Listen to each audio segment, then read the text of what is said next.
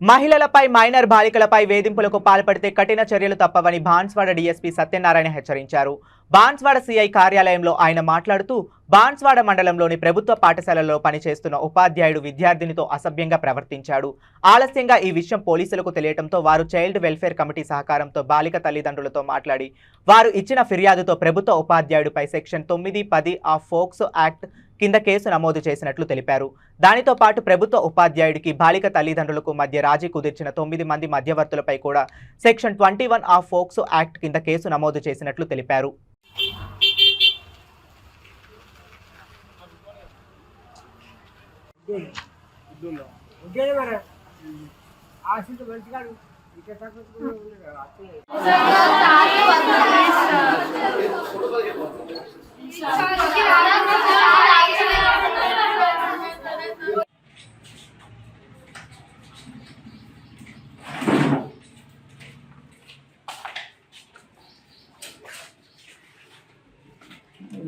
ఆఫీసులో చేసుకుందాం.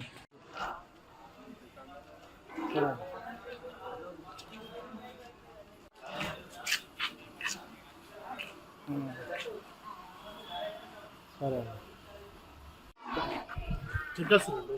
ఇంకా కాలేదు.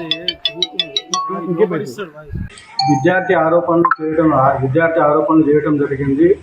అయితే విద్యార్థి ఆరోపణల నేపథ్యంలో విద్యార్థులను కూడా అడిగినప్పుడు ఆ విద్యార్థులు కూడా ఇట్లా చేశారు, సార్ ఈ విధంగా మిస్బిహేవ్ చేశారని విద్యార్థులు కూడా చెప్పడం జరిగింది.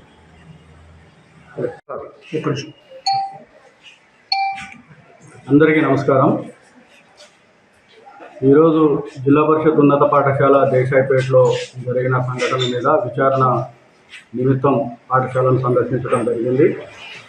వచ్చి విద్యార్థులు 9th 10th విద్యార్థుల్ని సపరేట్గా ఆడపిల్లల్ని మగపిల్లల్ని కలిసి విచారించడం జరిగింది.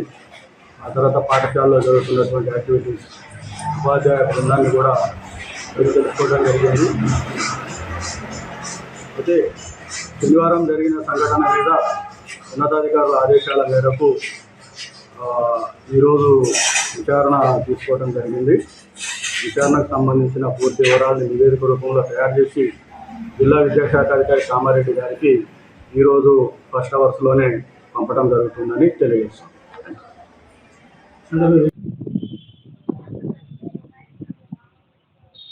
మైనర్ల పైన చిన్నపిల్లల పైన మహిళల పైన ఎవరైనా అఘాయిత్యానికి పాల్పడితే వారిపైన కఠిన చర్యలు తప్పవు.